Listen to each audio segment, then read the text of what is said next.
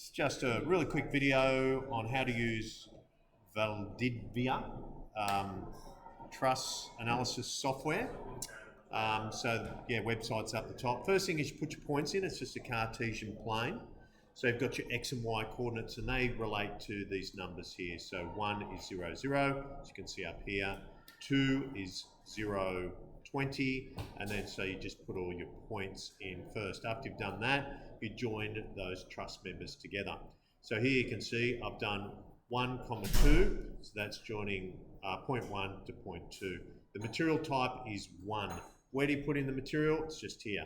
And the easiest thing is just to put in 10 and 10 back to truss members.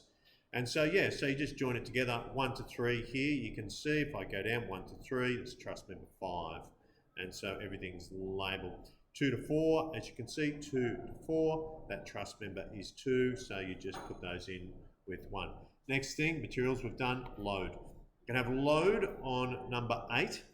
So there we go, and I'm doing 75 newtons. Negative means down, positive means up. Okay, next thing, we've got supports.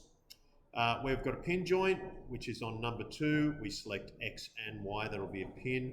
And for number 1 here is a frictionless joint. We're just going to select X for that, or you could just select Y, but X is good, and that will do that. Okay, last thing we do is just select on results, and it will give us the forces here.